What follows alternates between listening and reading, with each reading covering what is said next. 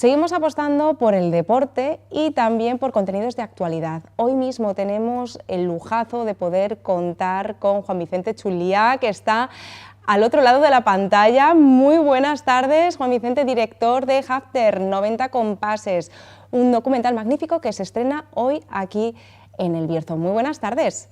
Buenas tardes, María. Buenas tardes a todos. Bienvenido. Y también vamos a contar con María José Gómez, directora de Sarte. Bienvenida al Bierzo otra vez. Bienvenida, bien hallada. Siempre es un placer. Y yo creo que cuando alguien viene al Bierzo, luego le cuesta irse a casa, ¿verdad? Porque esto ya es como vuestra segunda casa. En el último mes ya he venido 3 veces. Sí.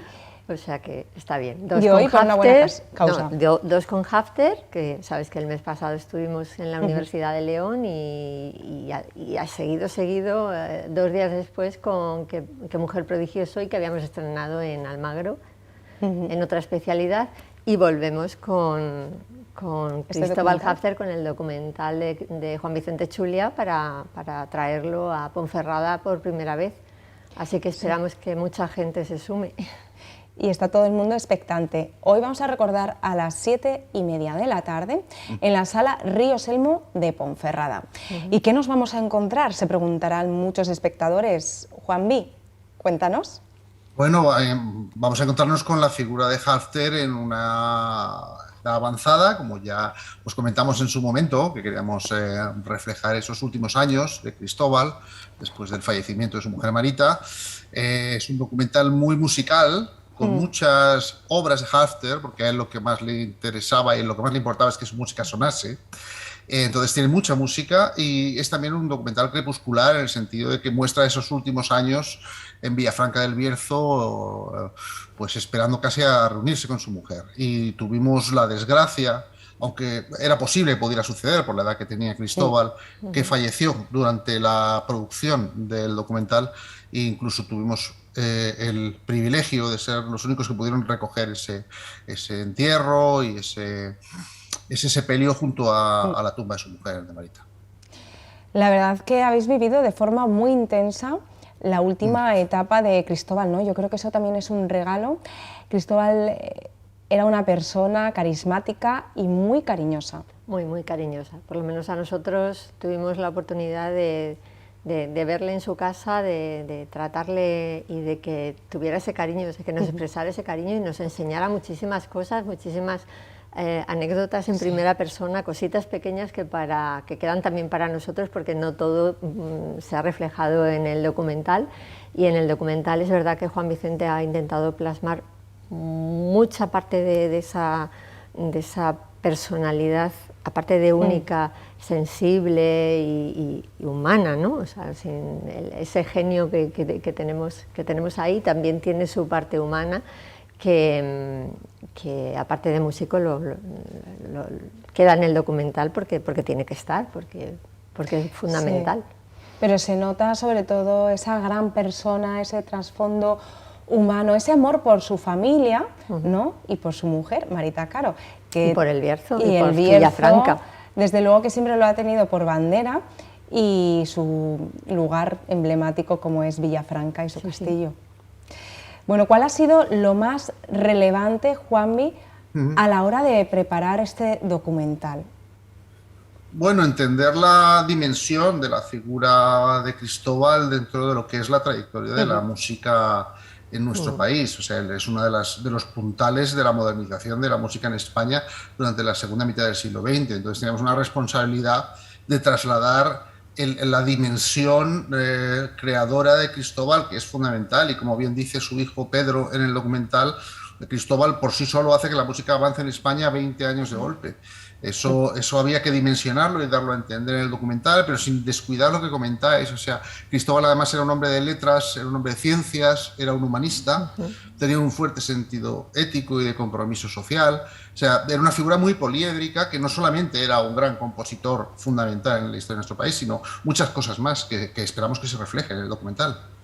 Desde luego que sí. Además, cuando nos metemos de lleno en el documental, sí que vemos cómo ese amor a una tierra que considera prácticamente pues, suya, una tierra que le ha acogido tan bien y que ahora mismo tantísima gente le echa de menos.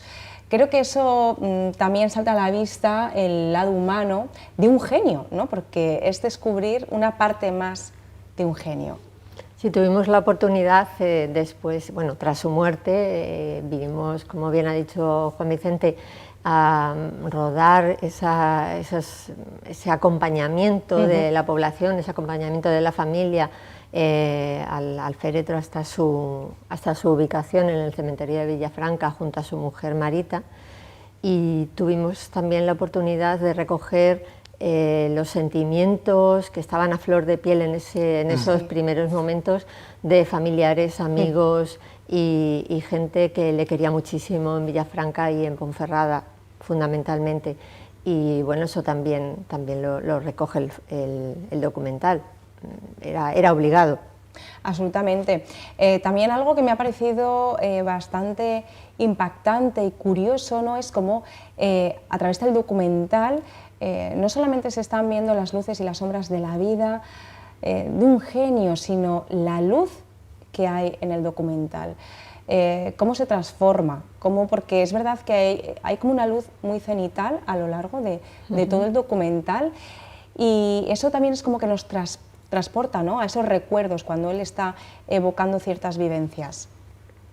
Sí, teníamos en cuenta pues elementos que son tanto narrativos como artísticos, como son el pasaje del tiempo, ¿no? Que aquí reflejamos con el movimiento de la nieve y con antiguas fotografías de su vida, con un tipo de luz muy brillante, muy genérica, y el documental finaliza con un largo plano que básicamente es una puesta de sol en una de las torres del castillo, que es ese apagado lentamente de las luces como si fuera el apagado de una vida también, ¿no? Entonces intentábamos reflejar también con la luz un poco el momento vital que Cristóbal estaba en ese momento sintiendo, ¿no? La verdad que hay escenas en las que, como estamos viendo, una imagen vale más que 1000 palabras, y también una melodía. Ha sido complicado quizás el tener que reunir tantas vivencias, tantos momentos, ¿verdad?, condensarlos en tan poco tiempo. Es una obra de arte. Es una obra de arte, indudablemente. La labor de compactar, de condensar, es indudablemente del director. La labor de producción la hemos realizado conjuntamente, y sí que ha sido una oportunidad de conocer también las vivencias de muchos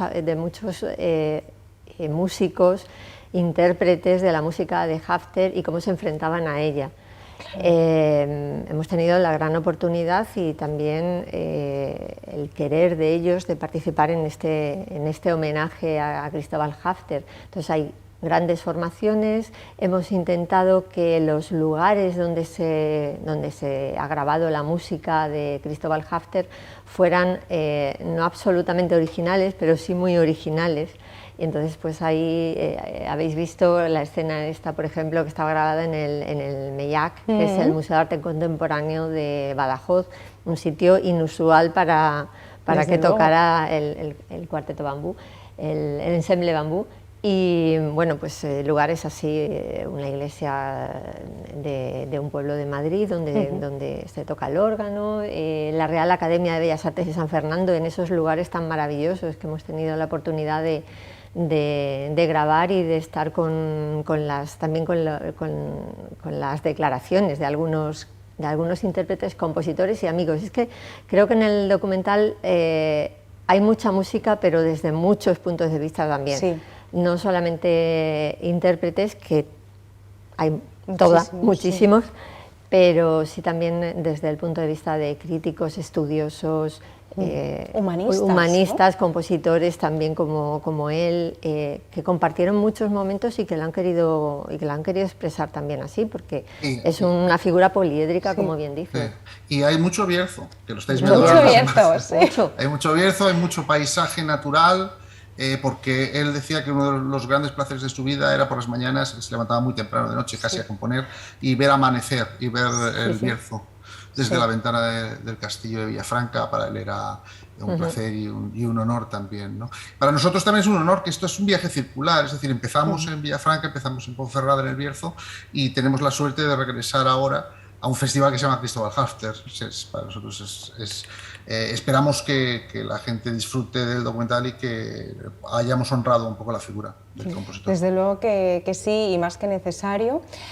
Hay algo que a mí sí que me gustaría recalcar, y es que hablando con Pedro Hafter, su hijo, siempre decía: a mi padre le gustaba acercar la música a todos los públicos, y es lo que queremos seguir haciendo, acercar la música a todos los públicos, que la cultura sea accesible, que todo el mundo tenga derecho a ella, ¿no? Porque es verdad que la cultura es la que nos da alas, la cultura es la que nos sigue haciendo crear y nos hace personas, eso no podemos olvidarlo.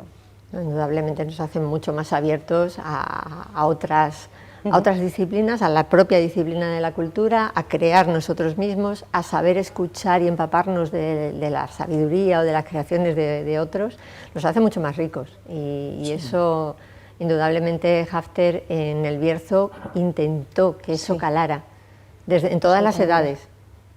Desde los amigos más mayores hasta los becados, digamos, de su conservatorio. Juan Vicente, es cierto. El hecho de hacer un documental sobre Cristóbal, de alguna forma, es un compromiso personal, ¿no? De transmitir y trasladar un poco sus compromisos éticos, sus compromisos morales, y nosotros hacernos corresponsables de ello y seguir con ese viaje, ¿no? De transmisión cultural, que es lo que nos gusta y lo que admirábamos de él también. Por supuesto que sí. No vamos a destripar mucho más porque queremos mantener el factor sorpresa para que cuando lleguen las 7:30 de la tarde en la sala Río Selmo, todo el mundo pueda formar parte de este homenaje que se le rinde a nuestro querido Cristóbal Hafter, y que todo el mundo pueda disfrutar de la figura de un genio, pero que también seamos conscientes que una pequeña parte del Bierzo, de cómo está ahora mismo poco a poco avanzando en terreno cultural, se lo debemos a ellos, indudablemente, a la familia Hafter. Indudablemente. Y bueno, a mí me gustaría también resaltar que es el inicio de un festival que lleva su nombre y que le deseamos también buena carrera, como digo yo, larga vida, buena carrera, y que todos estos días que van después, durante esta edición del festival, sean de absoluto éxito, porque bueno, hay muchas instituciones también que han apostado por este festival, y es un honor, un placer el estar en la inauguración del mismo, ¿no? Desde luego, Juan Vicente, ojalá dentro de poquito podamos tenerte aquí también en El Bierzo y podamos seguir disfrutando de esas obras maestras que siempre estás preparando, porque siempre tienes algo entre manos. No sé si nos puedes avanzar en qué proyectos estás enfrascado, pero ¿de dónde sacas el tiempo? No tengo tiempo, por eso voy siempre corriendo. No, ahora estoy muy centrado en el festival que estoy coordinando, que es el Festival de Música Contemporánea de Madrid, que también es un honor estar llevando esa coordinación, y ya después pensaremos, y si quieres te confesamos lo que quieras. Venga, estamos lo acordamos. centrados en el día a día, que es lo importante. Efectivamente, el día a día, y nada mejor que empezar un lunes así. Chicos, muchísimas gracias. A ti siempre. Siempre con ese trabajo extraordinario. Sois personas inspiradoras, así que un lunes menos lunes, gracias a vosotros. Nosotros nos despedimos, pero os esperamos aquí de nuevo.